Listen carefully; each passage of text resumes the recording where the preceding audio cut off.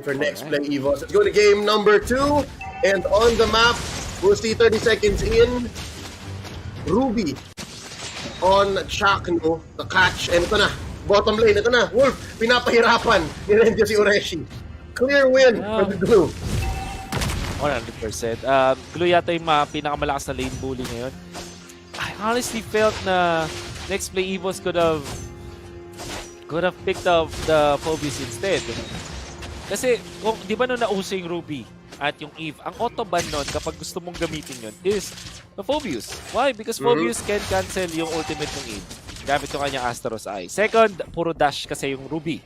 Lahat ng, every time magsiskill si Ruby, meron siyang dash, which means that's automatic na maganda yung Phobius. At also, kaya niya mag-frontline against Omega. Not even considering na meron pang ibang mga heroes na pwedeng ma-burst down nga naman itong Phobius. But instead, they went in for the Edith. I wonder if this will be enough. Kasi makikita nga natin na nahihirapan na siya agad against Renzo. Ang hirap. I was thinking okay lang na maging dead lane itong Edith. Pero kung ganyan kapanalo, kung ganyan kalamang si Renzo, it's gonna be harder for the Sicilian and the Claude to farm up on Haze and on Donut. Tignan natin top lane, mukhang masasandwich yata si Donut. Hindi maganda. It shoot off-cam first blood. Outplayed, gets the kill. Yeah. One thing that we have not talked about yet is okay na yung Populate Koopa na last pick ng Omega is really good against the Claude. Kasi although obviously yung Blazing Duet affects both the Popol and the Koopa, but in the laning stage, ang hirap niyan para kay Donut. Naka-weapon master to na at pag once na maklear niya agad yung lane at muna siya mag-level 4, automatically masastan niya agad and mahirap talaga nakaharapin to. Not to mention, Wolf, 2 minutes pa lang, nasa 1-8 na lang ng buhay yung Torre. Kinailangan na ng babysitter dito. Si Donut and now Chakno tries to escape. That's going to be the ult by Haze. Kaanon, drawing a line, and all this time, hindi ganun ka-confident. Kahit na lahat ng miyembro ng Omega, majority nasa top lane, hindi makapag-turtle na libre si H2. Ganun niya rin nirespeto yung lineup ng Omega kasi nga, ang ganda rin ng early game ramp-up. Yeah. And this means na Omega ay maging sobrang komportable sa game na to. Unlike the previous game kung saan hirap yung Olis, this time pwede siyang mag-roam around sa mapa. Ang laki na nalamang niya. And I'm pretty sure na nakadip din siya doon sa may top lane kung saan napatumba na lahat ng outer turret energy shield. So may extra gold yan na nakuha. Ngayon they're moving in for the turtle. There's a pull by the Mamba. Outplayed, going 1v1 with the Lancelot. H2 gets his man. And Chakno was a stun. 3v1 ngayon. And Flicker used up on this Ruby. Ngayon, next play Evos, sila naman ang babawi. Sila naman ang kukuha ng libreng gold dito sa top lane inhibitor. Top lane tier 1. But the exchange is Omega Esports kuha dun sa may bottom lane. So, tama lang din yung palitan dito ng side ng Omega Esports at NXP. However, naubusan ng minions sa itong bottom lane na Omega Esports. So, nakabawi talaga ang NXP. Now, Donut. All of a sudden, may DHS na siya. And at 4 minutes, still pretty good timing for this Claude. Makakagat siya.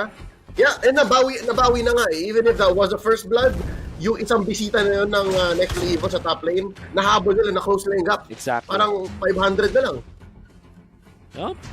And this means na NXP Evos carrying si Donut. By the way, Donut opted to go for Avarice na typically hindi na go-to ng mga Claude. Ooh! Thank you. Oh. So this Renzo buying time again. Kanina nang 1v5 siya pero nasa late game na yun. Ngayon 4 minutes, kaya 3v1. Yeah. Hindi pa kaya. Donut picked up, I didn't catch that, pero baka boots niya yun. At 4 minutes and 45 seconds, maganda na yung estado ng gold lane ng NXT Evos. We're talking about how difficult this Claude game will be kapag early game, but this time, maganda yung kanyang tempo. Nakakuha pa siya ng lane dito sa may mid, so pwede, binibigyan yata siya ng 2 lanes ng NXT Evos. Then again, push bottom lane. 2v3 situation down here in bottom lane. And there's the Blazing Duet. Medyo makati na nga rin. Between these two main damage sources ng next play Evos, napa-retreat doon si Renzo at si Ryzen. Yup. DHS na ang item ni Donut, so pumupulit na to. Mga tinapat. Yun yung problema kapag natalunan siya dito ni Renjo.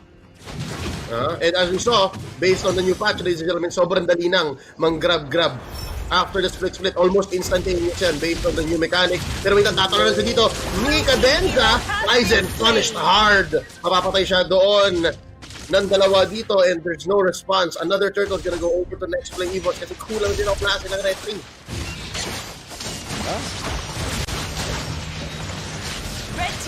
That's gonna be Shield going up for next play EVOS. Real manipulation, naghahanap, nag-grab-graban dito si Renzo. Na-blazing duet dun sa likod. Si Kapitan Kaidi. That's gonna be the battle mirror image out. Reshi nasakyan dito ni Renzo. Sapat ba ang damage? Dadalik yung ilalim ng torre. Down goes the Edith. Flicker out by Renzo. There's the punish. Phantom execution into the Torgross. Kulang yung isang basic attack. Hindi pa napatay ni H2. John Paul Salonga walking away. No kills. Well, Renzo was definitely saved by Chakno. At yung sinasabi natin na stun ng Ruby na nakaka-irita kung ikaw ay assassin going up against the Ruby.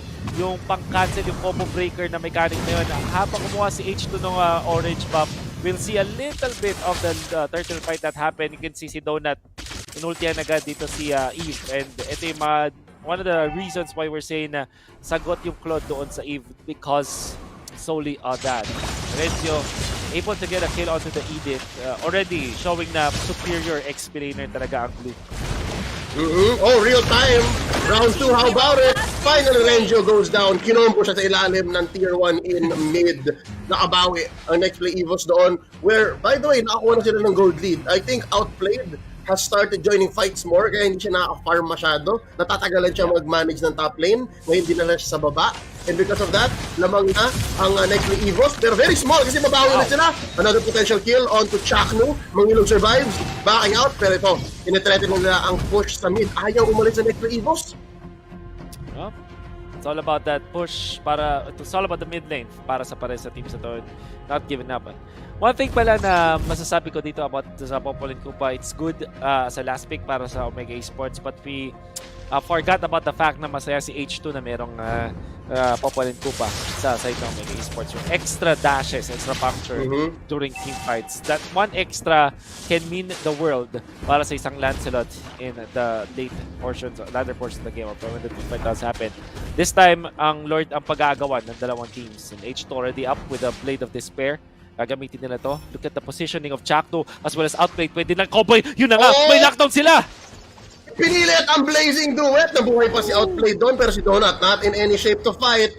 That's going to be one major factor para sa next play EVOS. So say, wait lang, mamaya na guys. Hindi pa natin to kaya. Pa-purple muna si H2. May Lito Wanderer, tsaka meron din siyang Purify. That's why he managed to survive that pick-off. Outplayed almost, but not quite. Ang nakita na natin nung mula kay Donut. Oh, that's a nice jump by Cadenza. Mapipick off dito si Renzo. Donut gets the kill and slowly but surely, ang ganda ng ramp up ng isang Claude into this mid-game. We're leaving the mid-game dahil 9 minutes in na. This is going to be an early Lord. Nasaan si Ryzen? No, I don't think they can contest this. It's very difficult. Yep. Ang Lancelot ay wala rin naman dito sa area. But then again, ang NXP meron silang Claude. So pwede itong slowly nakakunin itong Lord. They are indeed doing that. Another jump in and pull. Yakno coming in. Knock up via the Lord. That's going to be the Phantom Execution. They need to get this. And there's the retry coming in. Perfect timing for H2. Pero real manipulation. Mahuli pa si Donut. Nasaan dun sa may boundaries ng real manipulation. And there's a Sanguine Cross keeping them in. H2 puncturing on through target after target. Tinudok, tinuhog niya ang isa, dalawa. Pero may bawi pa pala. 1 for 2 so far. Pero naka-Lord ang next play EVOS doon. Oh my God. Okay, so well done from NXP EVOS. So, na hinawakan talaga nila na masyadong malayo si Ryzen. Tell that out. Nakita niyo nung binugaw ni Chakno ang NXP EVOS, inultihan niya doon yung combo ng NXP, which was Edith plus Kufra. hindi binitawan ng NXP. Nag-back lang sila ng konti tapos nasalo ng isang member nila yung Lord kaya hindi nag-reset. And then eventually dahil super low na yung Lord, sila rin nasa advantage. And Tomax had to pop the ultimate. Ang ganda nung kanilang pag-collapse kay Donut kasi alam nila walang purify eh. So saktong-sakto yung kagat ni Outplay tapos hindi na nakatakas dahil na-stun doon sa boundary ng real world manipulation like I said. But yung Sanguine Claws was perfectly used by the side of NXP EVOS. Nakita natin mula kay Yelly Hayes na napigilan talaga niya yung additional kills na Omega Esports punching. Yep, and just like that, walang maisagot si Chuck nung nahuli siya ng combo after combo ng skills ng Next Play EVOS. And they opened up bottom lane, pero top lane bumabawi, trabaho lang dito. Si Ryzen, Mr. Sumagi, taken one. So, again, Wolf, I think, babalik na naman tayo sa point na Omega naman ang magka-spike. Kasi basta tama yung positioning ng isang Aulus na yun lang naman kalaban niya eh, mobility. Basta maganda ang lugar niya, he might be good. Undying Fury placed here to stop the push. And yan sasaluhin ni Renjo ang ult ni Apple Peach, ni Hayes. We're looking for that spike for Omega. Yun ang bawi nila, pero next week was they're in control. Yup. Oh, wow. I really think that may may small rivalry itong dalawang teams na to. So many times na nakita natin when Omega Esports go up against Next Play EVOS, init talaga mga laban. And usually it ends up in a full series, man. Laging kung best of 3 on, it will end up 2-1 for sure in either team. At hindi ako magulat kung ganito yung mangyari, especially with how NXP is handling yung kanilang composition. It was very expensive. Meron silang Cecilion, meron silang Claude. Kailangan nila talaga pumunta sa late game. But so far, so good for their team. Sila yung nakakalamang at 12 minutes. And that's all that they are needing. And Hayes, nakakuha na nga siya ngayon ng kanyang purple buff, which means na madali niyang madedepensahan yung mga lates. Kaya niyang i-spam lang talaga yung kanyang mga spells. Yep, now that we're talking about Hayes, kanina pa tayo donut ng donut. Kanina pa lang pinapansin yung Claude na kung paano siya nag-survive ng early, na-push siya, natetrete niya si Kaidik. Pero hindi natin napapansin na ang sakit na rin pala ng Cecilion. Sobrang threat na talaga ngayon ni Hayes. So Omega Esports, ang dami lang inisip, ang dami lang kailangang i-manage. And looking at the item game, kulang na lang na isa pang full item. Well, pabuo na tong item ni Donut. Pero on the way na siya. And not to mention, maganda rin naman ang farm ni H2 dito. He hasn't died. Siya at si Hayes, hindi pa namamatay. Sobrang importante nun. Very important. And nag-slow down yung ating laban. Finally, may DHS na si Outplay kasi he went for the defense build muna. Wind of Nature yung kanyang pinaprioritize. This time, he's gonna hit hard. The DHS, pwede niyang bigyan yung Edith. Pwede niya i-focus yung Edith as well as the Kufra. Ito yung sinasabi natin na minsan kailangan mong bigyan yung mga nasa harap ng sangkaban. And sometimes yun yung nagiging toka ng mga marksman. In the case of the Claude, ang kailangan naman niyang puntahan ay backlines kasi meron siyang PMI and he needs to manage itong si Etomax. That's why he went for the brute force breastplate. I think Wind of Nature din yung kanyang isusunod afterwards para at least makapag-duelo siya versus Olus as well as this Popol and Kupa. We'll see. Now, Chakno already tanking up, naka-tenacity siya, tapos meron na siya ngayong Radiant Armor, if I'm not mistaken. Sorry, it's not a Radiant Armor. He went for Athena Shield for the magic defense against NXP EVOS. And now, meron na tayong Lord ulit. And everybody is trying to hide. Look at the positioning of the members of NXP EVOS. Orange buff ang gusto kong kunin ng H2. Nanakawin nila to. And there's a backup from Oreshi. And now we see, ganito ka mga next play EVOS Wolf. At least in the positioning, no, they're willing to just go for the defensive items first. They're investing in the immortalities first. Kasi gusto lang patagalin yung laban. And so far, Cadenza gonna start up the fight. Might have been a little too soon. That's gonna be the pull-in. They're setting up for the claws. Ang dami kinatamaan. I-Renfio pa mapapasama. What a counter-engage. A push and pull back and forth. And just like that, talagang hindi yung laban na pwedeng kunin ng Omega dahil ang layo ni Renfio. Another free lord going over next play EVOS. Sobrang ganda ng item na napili pala ni Donut dito. Instead of going for Wind of Nature, he went for Corrosion Scythe para meron talaga siyang way para hindi makatakas yung mga tanky heroes ng Omega Esports. Particularly this Ruby, this Glue.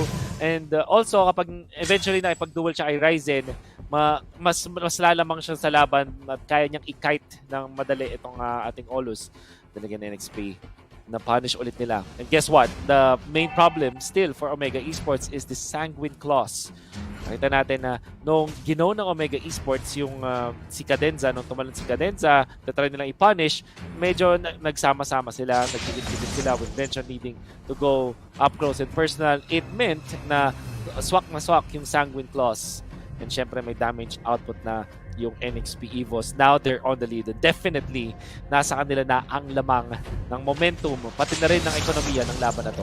Blue team turret has been destroyed. And just like that, always perfectly synced, perfectly managed by NextPlay EVOS. An assault on all sides. Dedepensahan naman sa baba dito ni Ryzen, yung Lord. So, at least signs of life, no? Ganun nakalakas yung Aulos natin. Nakapag-scale na siya, na kaya niya i-1v1 yung Lord at 14-15 minutes. Still, wala na siyang ultimate dito, but it really can be just used dun sa pag-clear ng waves. And with all due fairness para sa Omega Esports, hindi sila nakuha ng inhibitor, pero wala na silang mga outer at inner turrets. We'll see. Mukhang nanakaw din ng purple buff itong NXP, which is just natural. Ibigay mo yan doon sa Lancelot para yung sarili nilang purple buff ay mapupunta doon sa Sicilian.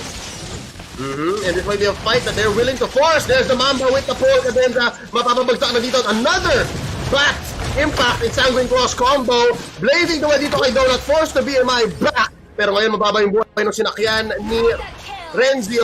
Ryzen goes down. Still no trades. Pero ang mababa ng buhay ng next EVOS. But they're juggling it. They're juggling it. 2 for 1 so far. Si Oreshi pala ang trade para kay Renzio at Ryzen. And just like that, hindi makahanap ng bawi. Walang makapitalize ang Omega Esports. Panalo pa rin sa exchange ang next play. Sa itong melee-based composition ng Omega Esports na kailangan nilang lumapit with Chakno, Regio, as well as Ryzen. Sobrang napapunish itong Sicilian. Sanguine Class again, thwarting yung attack ng Omega Esports. Tapos ang ganda ng timing ni H2 going for that kill doon kay Ryzen nung alam niyang wala nang spells na maibabato si Ryzen, tsaka siya pumunta doon and finishing it off with the retribution damage per second. And that means na 5-0 and 2 na ngayon itong si H2. Top of all the items that he has, War Axe, tapos may Endless Battle and Malefic Roar ang sakit na niyan, and then additional Wind Talker for even more damage. Finish it off with a Blade of Despair. Everything is doing well para kay H2. Nakakuha na siya ng kanyang potion na din and they're looking to end this game. Pwede nilang hintayin yung 18-minute mark. Donut already starting this, pero obviously i-reset lang din na yan. Unless, aabot naman. Aabot naman. Chakno though, he picked up the Blade Armor. So, nasagot sila yung Donut problem, pero si Apple P siya pa rin eh. Si Bataanon, si Hayes pa rin, napakasayang lang. Nilapit sa mga Ryzen, burst it down! Oh, ang laking loss nun! Ang sakit nun, and now Blazing the Wit, maaga. Burst down si Chakno dito. Sanguine Claws, gonna take him down. Hayes gets another 2 free kills for next play EVOS. Split team fights, not for them. Hindi magandang sitwasyon yon. Dahil next play EVOS, sobrang lamang nila. Isa na namang Lord. Possibly Wolf, Lord for the finish. Oh my. It definitely looks like it. Yung late game prowess ng NXP EVOS ay full potential na. Leo, they have Sicilian and Claude. Sobrang lakas ng kanilang firepower sa ngayon. For Omega Esports, mid-game yung kanilang spike. Itong Olus, maganda naman siya sa late game in a way. Pero kung ikumpara mo yan sa Claude Sicilian, ako hindi niya kakayanin. Oh, hindi nakasakay si Renzio, walang nakuha ng grab. They're struggling to defend these lanes. They're struggling to stay alive, pero ngayon fully recovered. They're all respond. Pero nag-respond din si Lord. 15 seconds in, hindi pa tapos ang dilubyo. May kalbaryo pang hinaharap ang Omega Esports. What are their options here to defend? Anong plano nila dito dapat? Ultimate for sure ni Ryzen. Pwede niyang ibabad para dun sa mga minions. And have him support. Chakno siya yung bahala mag-defend. Of course, meron silang Eve for the defense. So, meron naman talagang hope para sa depensa ng Omega Esports. But this is playing not to lose. Tignan natin kung paano siya approach ng NXP. Yep, this is a very difficult situation. And look at this! The full combo! Blazing the web plus the ult! And that's going to be one down. Renzio going. Ryzen, may napop siyang isang mortality doon. He's still gonna wail. There's the winter truncheon. And there's the jump in. Bursted down. Si Cadenza, mga final hit. And the Lord is still standing. May waves pa rin dito, pero mababa ang buhay ni Hayes. Mababa ang buhay ni Apple Picha. Walang na-trade dito ang Omega Esports muli. 2 inhibitors, 2 kills, no casualties. Next to Evos, happy to leave this for the next Lord. 80 seconds away. Oh, yeah. Save for the immortality, sobrang ganda nito. You can see na yun talaga yung melee comp ng Omega Esports sa kailangan nilang lumapit. Sobrang daling i-punish ang NXP. To the point na ito nga Kufra ay siya na nga talaga yung sobrang nauuna. Typically, mag-aabang ka pa talaga ng tamang moment mo, but in that particular clash, nauna na doon si Cadenza. He knows na mayroong iba pang ways para makapunch ang NXP dahil meron pa rin Edith, meron pa rin Cecilion.